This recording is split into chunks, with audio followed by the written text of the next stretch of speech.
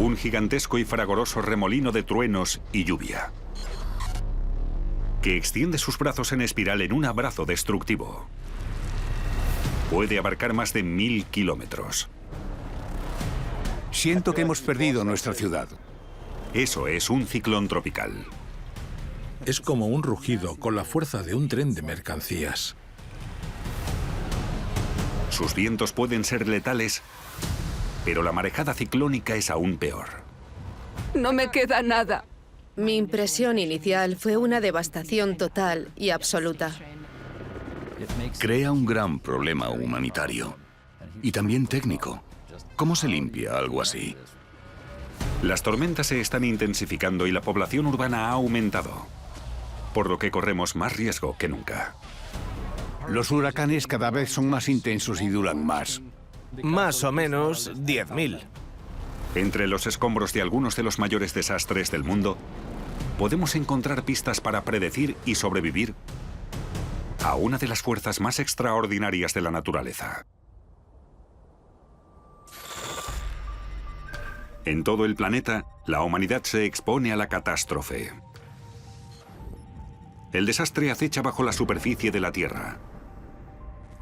Golpea desde el cielo o nos engulle desde el mar. Pero no estamos simplemente a merced de nuestro planeta. En nuestros intentos por industrializarnos, conectarnos globalmente y llegar a las estrellas, se han perdido vidas. Los desastres revelan lo mejor y lo peor de la humanidad, a medida que las tragedias se van sucediendo. ¿Cómo ocurren estos desastres? ¿Y qué lecciones podemos aprender cuando la catástrofe vuelve a azotarnos? Código Rojo.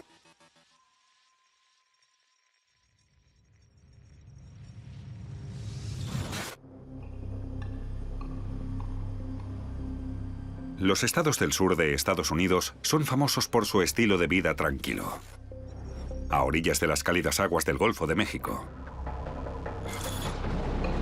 Pero los trópicos atraen a algo más que playistas y turistas. Son el caldo de cultivo para algunos de los ciclones más violentos. Estoy intentando alejarme todo lo posible.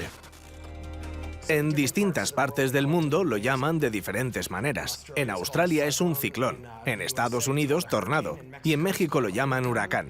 En el este asiático lo llaman tifón, pero es lo mismo. El huracán Katrina nació como una depresión tropical.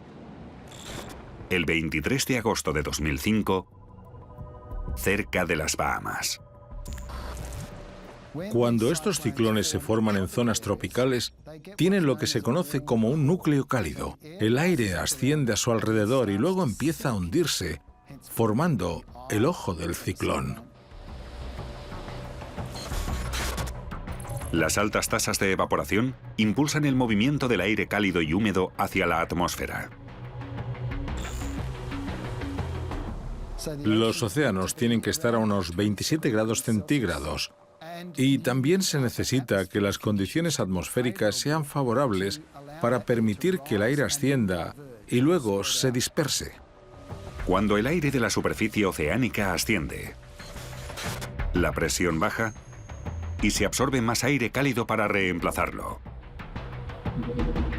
creando un vórtice de vientos intensos.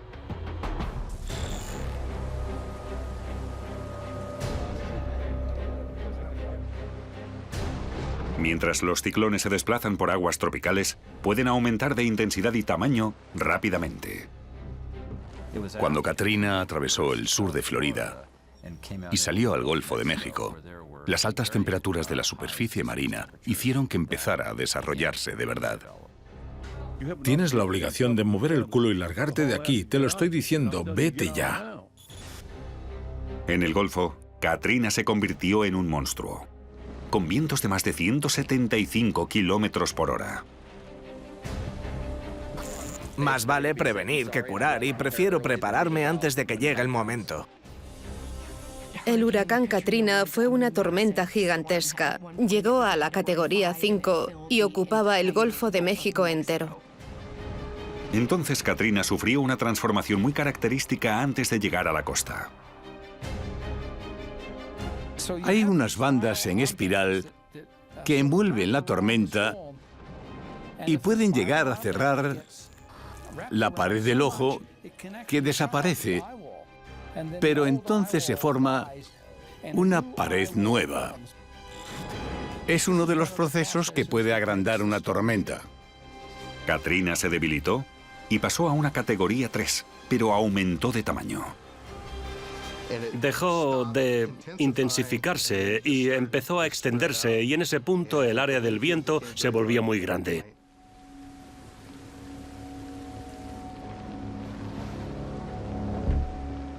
A orillas del lago Pontchartrain, la ciudad más grande de Luisiana, Nueva Orleans, se encontraba directamente en la ruta del ojo. Si te fijas, puedes ver el nivel del lago. Y luego, en comparación con las casas, el lago está por encima. Se ejecutó una orden de evacuación obligatoria, la primera en la historia de la ciudad. Advirtieron a los habitantes de que se avecinaba uno grande, pero nada les preparó para lo que les esperaba. Se calcula que entre 100.000 y 120.000 habitantes de Nueva Orleans no pudieron o decidieron no evacuar antes de la llegada del Katrina.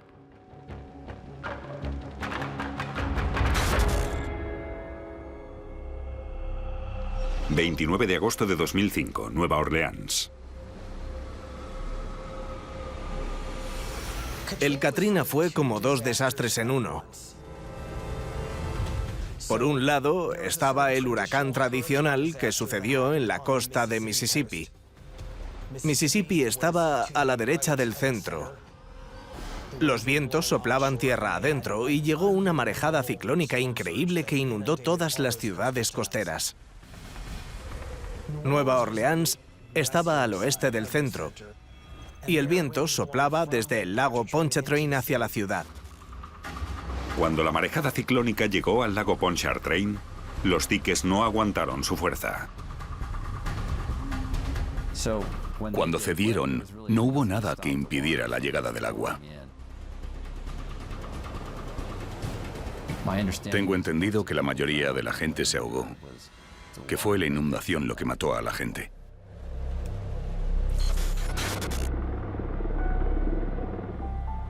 La marejada ciclónica es uno de los efectos más letales de los ciclones tropicales. Aunque el huracán Katrina descendió a la categoría 3 antes de tocar tierra, su enorme tamaño desplazó grandes volúmenes de agua. Vimos cómo la marea, el agua, lo cubría todo. Fue increíble. Una de las cosas que me alucinó del Katrina fue lo mucho que impactó a la costa estadounidense. Básicamente, desde Luisiana hasta el Mango de Florida hubo vientos huracanados. Esto era un edificio de apartamentos de 4 plantas con garaje.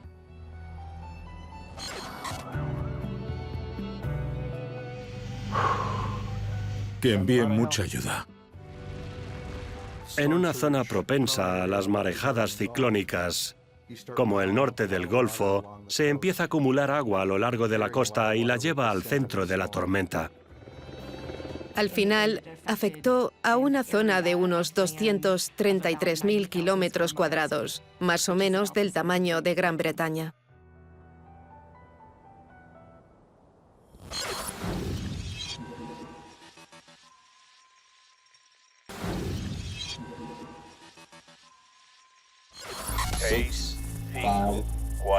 Los ciclones tropicales se estudian más fácilmente desde el espacio. Y la NASA tiene un arsenal de instrumentos sofisticados para rastrear y predecir su formación y su ruta.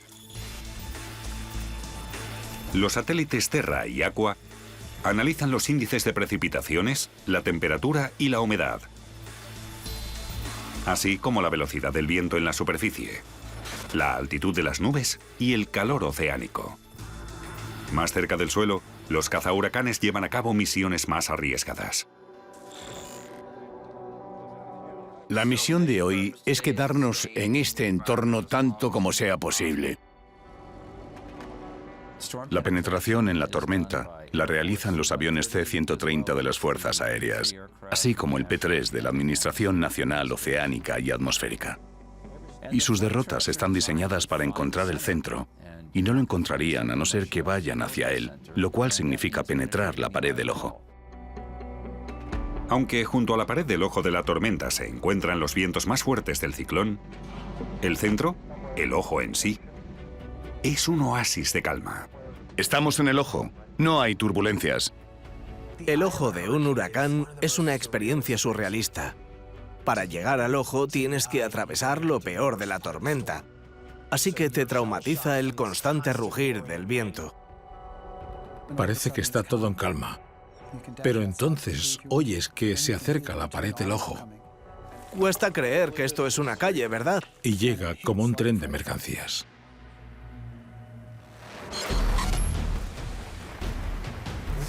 Los ciclones se clasifican según la velocidad del viento. En el hemisferio occidental se usa una clasificación llamada escala Saffir-Simpson. Entre 120 y 150 kilómetros por hora, los huracanes son de categoría 1. En la categoría 3, el nivel del huracán Katrina, se esperan daños graves. Puede arrancar árboles de raíz y causar la destrucción de infraestructuras a gran escala. La clasificación más alta es la categoría 5, que se aplica a cualquier huracán con más de 251 kilómetros por hora. Pocas cosas podrían soportar este tipo de huracán. El número de la escala Saffir-Simpson está relacionado solo con el viento y no expresa toda la amenaza.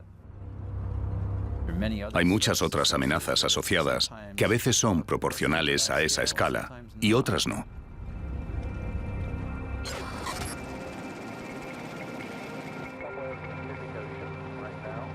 ...8 de noviembre de 2013... Tacloban. Los ciclones no tienen que ser grandes para crear marejadas ciclónicas letales.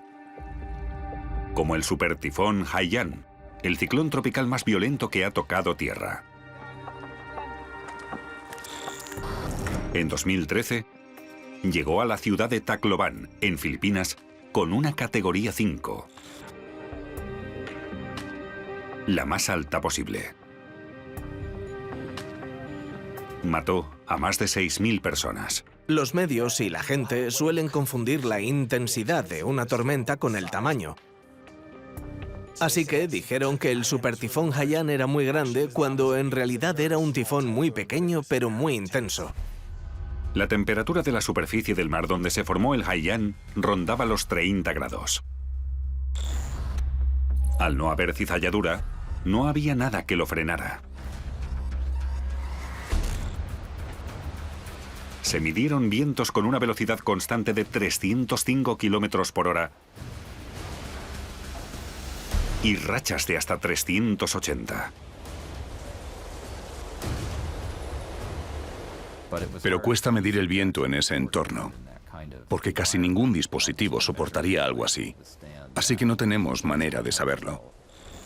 El Haiyan chocó contra Filipinas casi en su máximo apogeo y tenía 25 millones de personas en su camino. Elegí un hotel en el centro de la ciudad, un gran hotel de hormigón, y decidí resguardarme allí durante el tifón.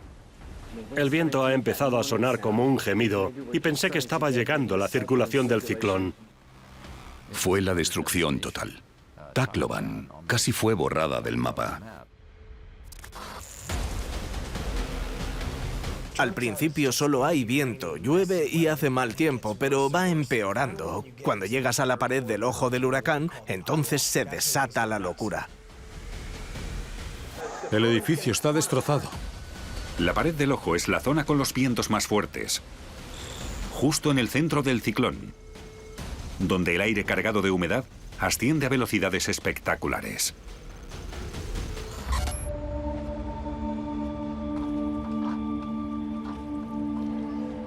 La ciudad de Tacloban se encuentra en la punta de una península por encima de una bahía muy estrecha. Lo que ocurrió fue que el centro pasó al sur de la ciudad. Luego el viento cambió hacia el sudeste y forzó que el agua entrara en esa bahía estrecha y de repente inundó la ciudad. Pasó tan rápido que miles de personas no pudieron apartarse a tiempo.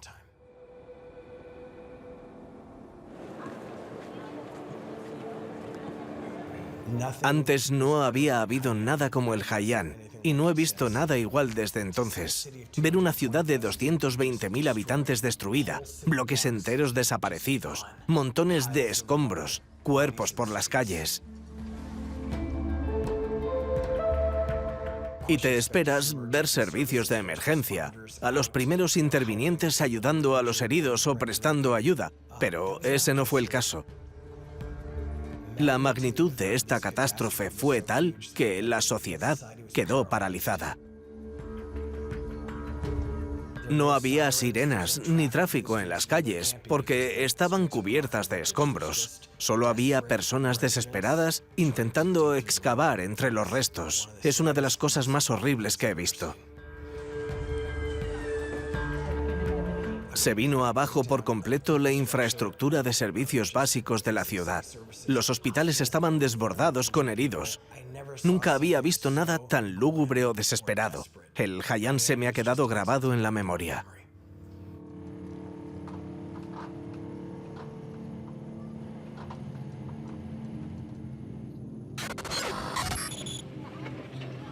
Casi 1 millón de personas se quedaron sin hogar en Filipinas por el desastre.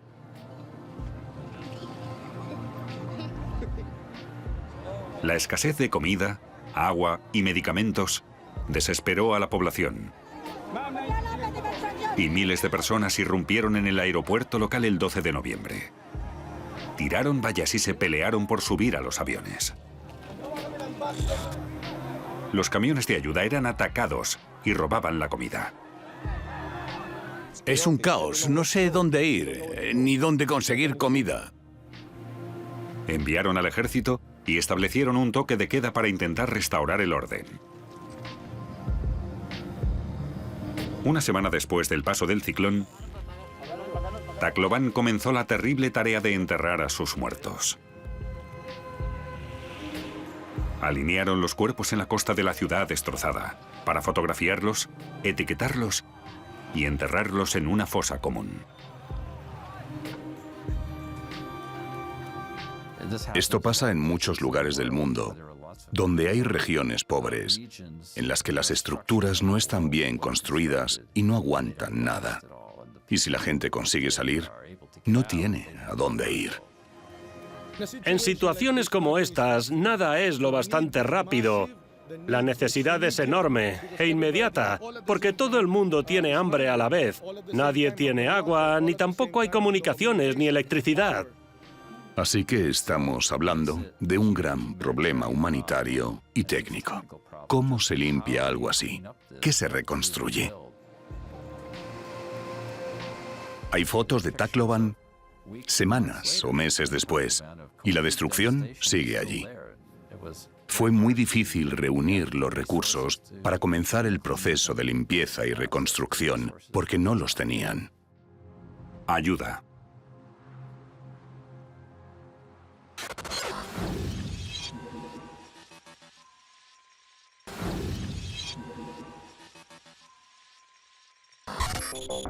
Al día siguiente de que pasara el huracán Katrina, los habitantes de los estados del Golfo salieron a evaluar los daños.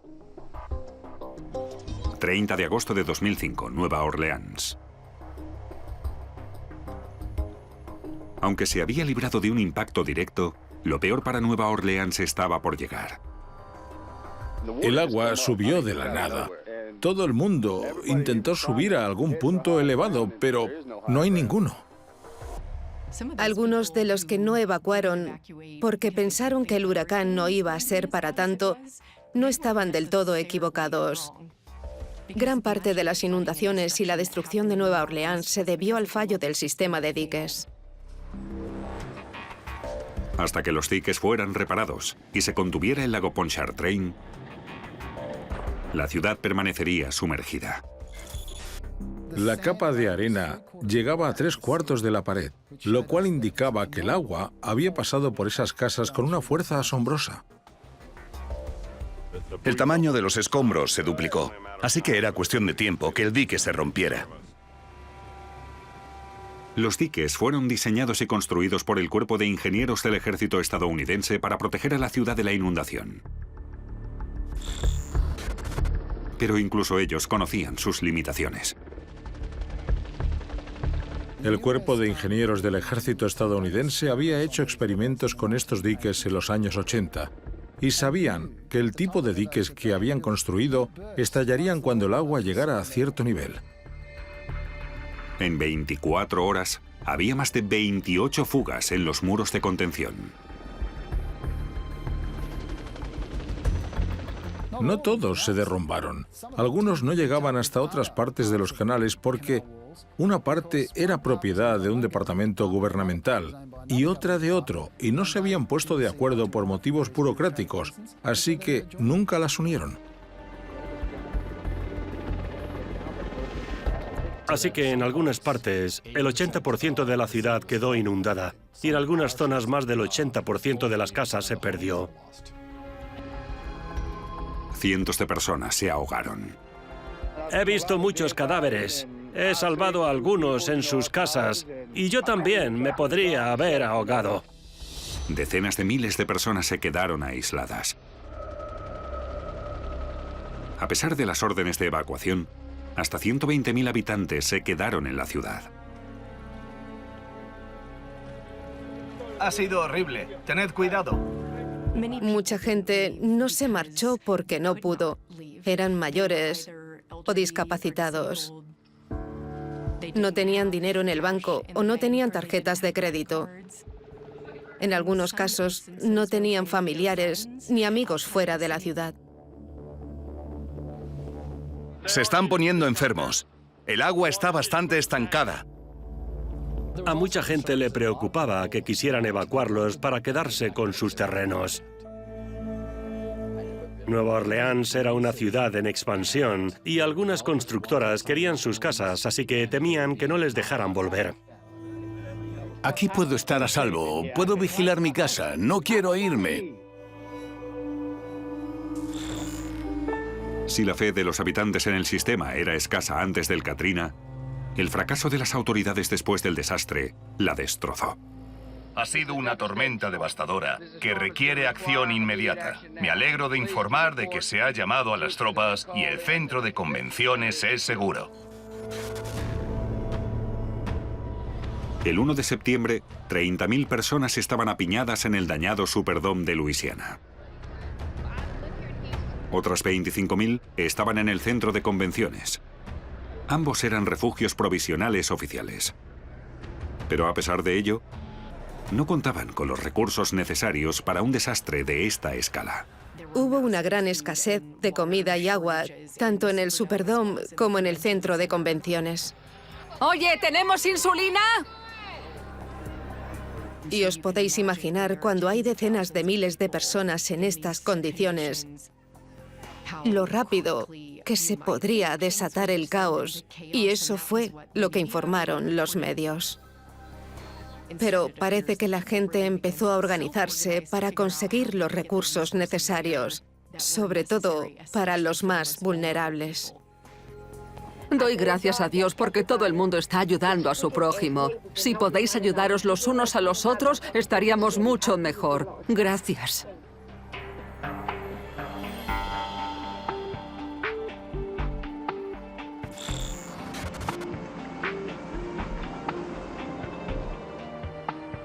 Finalmente, miles de personas refugiadas en Nueva Orleans fueron evacuadas de la ciudad.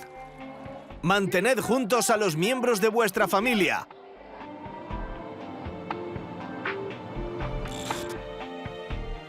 Miles de tropas federales fueron enviadas con barcos. Soy de la Guardia Nacional, ¿necesita ayuda? Y cientos de helicópteros. Pero no era suficiente.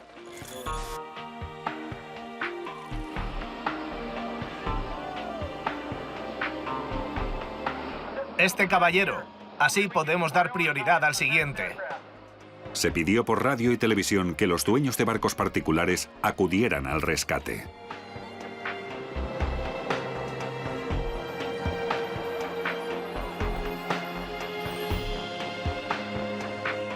Los bautizaron como la Marina Cajún.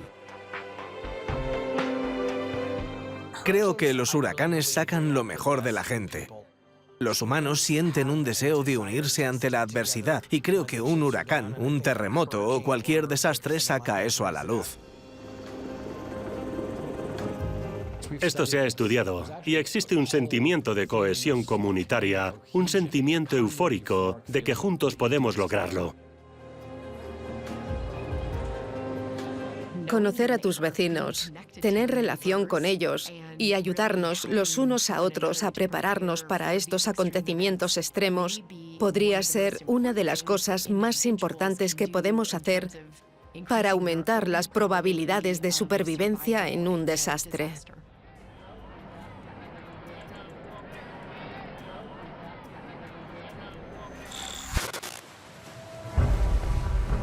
La mayoría de los huracanes del Atlántico suelen volver al mar. Pero me dio mucho miedo, muchísimo. Dios mío. Pero la ruta de la supertormenta Sandy, uno de los huracanes más destructivos y repentinos que ha afectado a la costa este de América, dejó a muchos meteorólogos boquiabiertos. 22 de octubre de 2012, Cuba.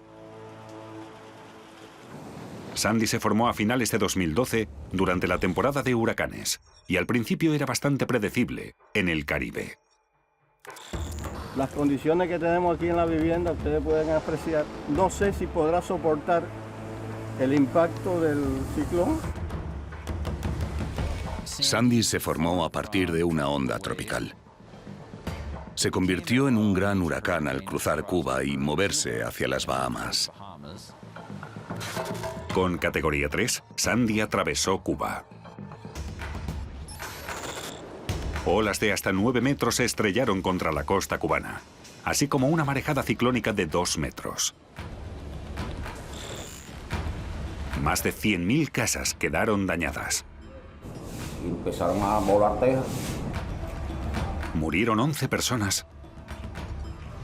Y Sandy siguió adelante. Al pasar sobre aguas muy frías, Sandy perdió intensidad, pero aumentó su tamaño, convirtiéndose en el huracán atlántico más grande de la historia. En su apogeo, Sandy tuvo un diámetro de 1.400 kilómetros. Y el giro de esta bestia a la izquierda, hacia las zonas más pobladas de Estados Unidos, fue el resultado de la colisión de Sandy con otra borrasca. Resulta que había una borrasca especialmente fuerte al oeste de Sandy.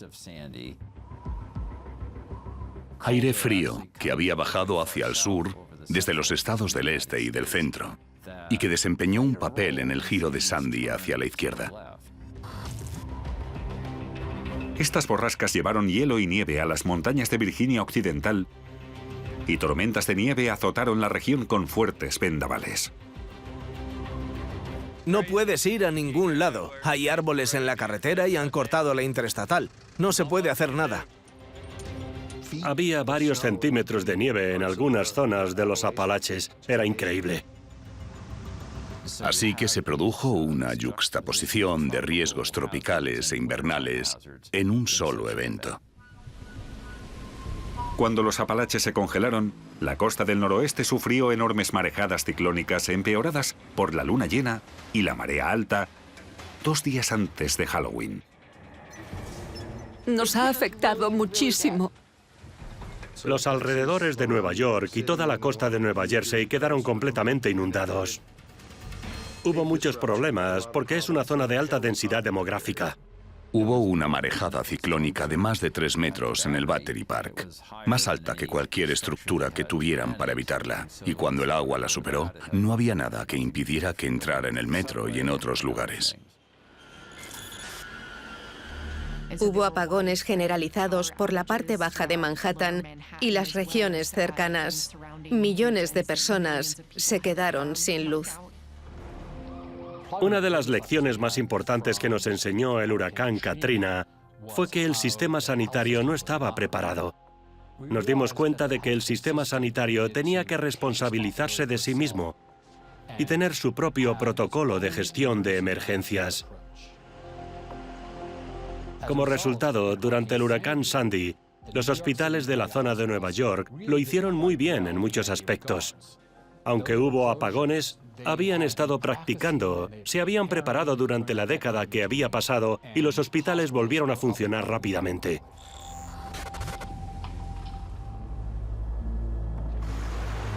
La luna llena y la marea alta acentuaron la marejada ciclónica, así como el cambio climático. Aunque sabíamos que con la marea alta empeoraría, no pensamos que fuera a empeorar tanto.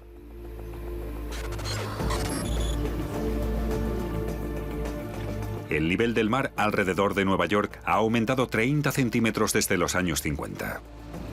Por tanto, cualquier marejada ciclónica sería más grave que hace un siglo. El coste total rondaría los 7.500 millones de dólares y probablemente la mitad estaría asociada con la inundación del metro. Los daños fueron tremendos. El cambio climático también está calentando los mares, lo cual alimenta a los huracanes. La mejor manera de pensarlo desde mi punto de vista es que las tormentas se producen igual que antes. Pero al encontrarnos en un entorno más cálido y húmedo, el resultado es que se incorpora mucha más humedad y este proceso refuerza en gran parte las tormentas. Los efectos más fuertes se dan en los trópicos, así que esto en concreto tiene que ver con los huracanes.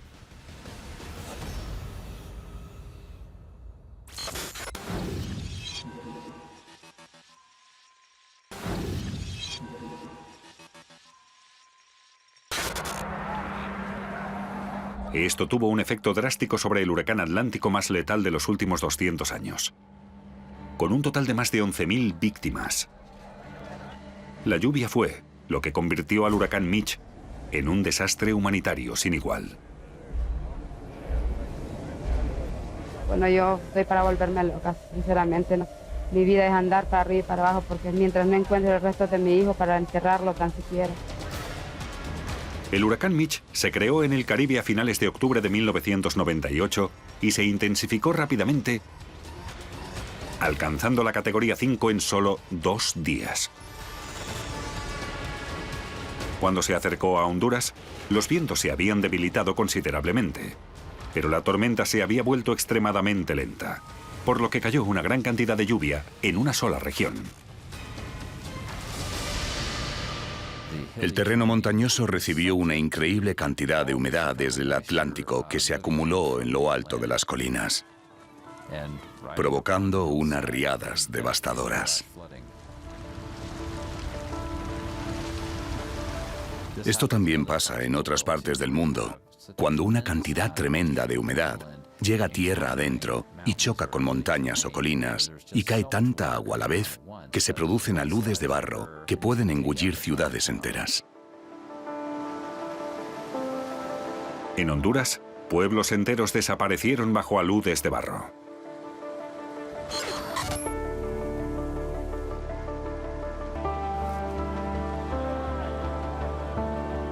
Todo se debió a la lluvia.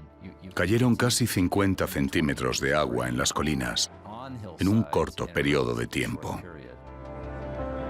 El suelo no aguantó tanto. Acabó cediendo y se licuó, cayendo cuesta abajo. Eso es lo que mató a la mayoría de la gente. Nos hemos dedicado a lo que es la búsqueda y recuperación de cadáveres. Entonces nuestra labor ahorita es ver lo que podemos recuperar de los cadáveres.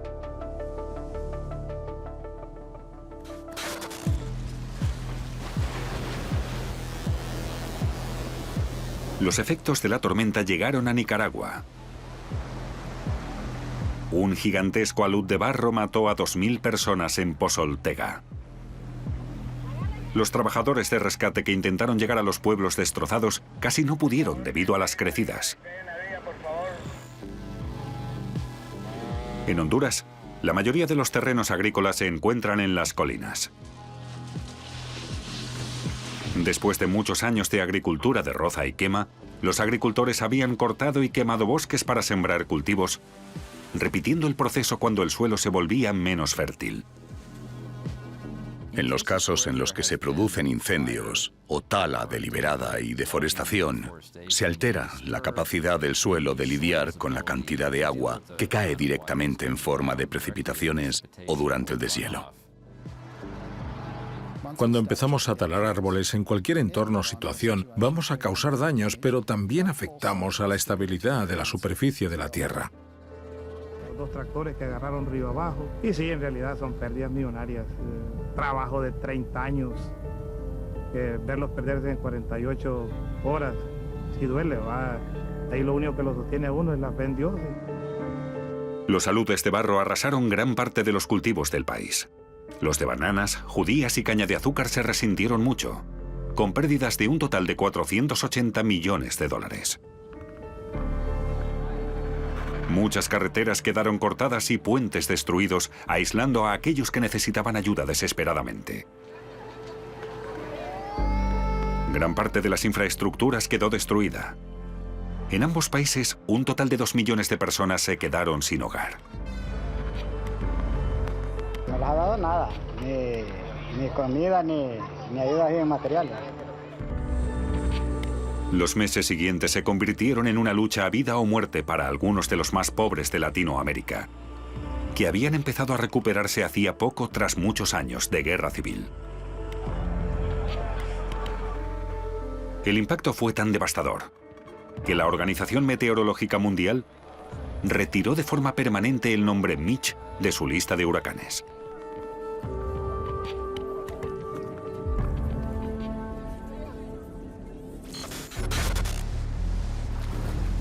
En los años posteriores a Mitch, los ciclones tropicales se volvieron cada vez más graves y la retirada de nombres es más habitual.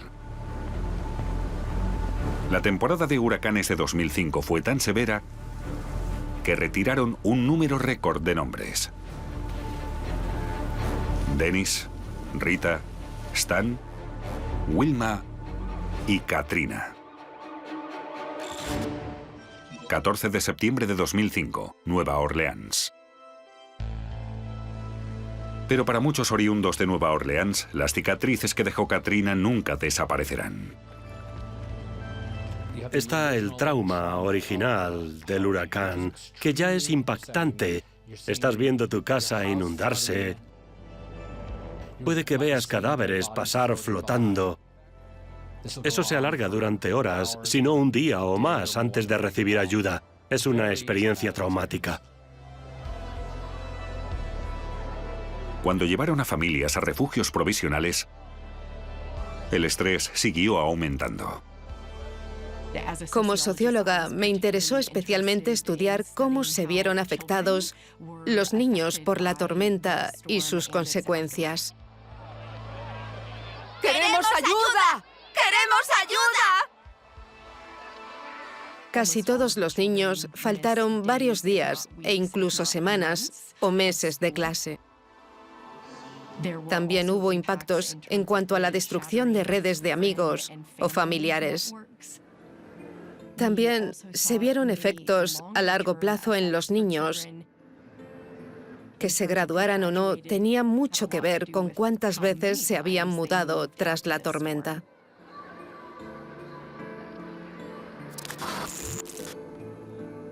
A menudo se dice que los desastres naturales son los grandes ecualizadores, pero es más bien lo contrario. Una de las conclusiones que se ha sacado de este trabajo es que los desastres no disuelven desigualdades persistentes. Lo que hacen es exacerbar las líneas de fallas sociales. En cuanto a quién tiene los recursos, la capacidad de prepararse, responder y recuperarse de un desastre, sabemos que está profundamente influenciado por la clase social, por la raza y por otras características. Algunas de las poblaciones que fueron desplazadas tras el Katrina incluían algunas de las poblaciones más desfavorecidas económicamente y también fueron algunas de las zonas de la ciudad que tardaron más en recibir los recursos necesarios para la recuperación. Casi 6 semanas después de la llegada del Katrina, se terminó de bombear el agua en Nueva Orleans. Pero volver a casa no era ni mucho menos el fin del trauma. 11 de octubre de 2005, Nueva Orleans.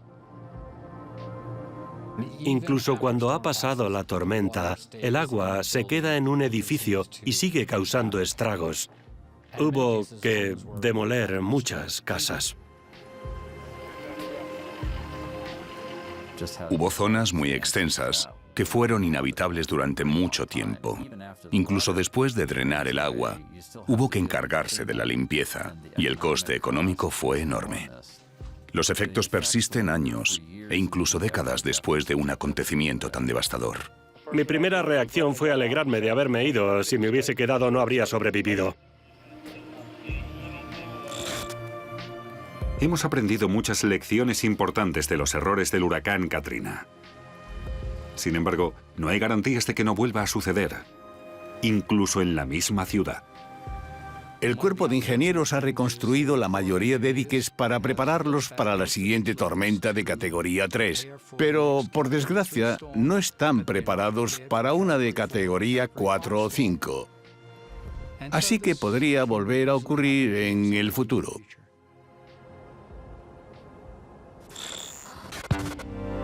Por muy destructivos que sean los ciclones tropicales, vistos meramente como un fenómeno meteorológico, son una parte impresionante y extremadamente importante del equilibrio natural de nuestro mundo.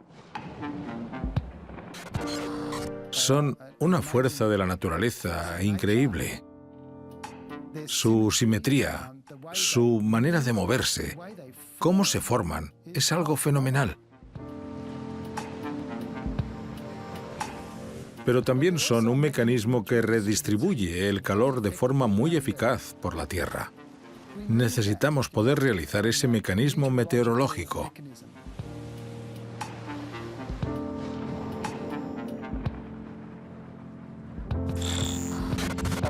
Continuar con nuestra fascinación científica por los ciclones tropicales es esencial para predecir mejor dónde y cuándo aparecerá el próximo. Resulta extremadamente complicado entenderlos de verdad. Y para comprender cómo se forman, hay que comprender la totalidad de las ciencias atmosféricas, desde el comportamiento del vapor de agua a las dinámicas complejas de la atmósfera.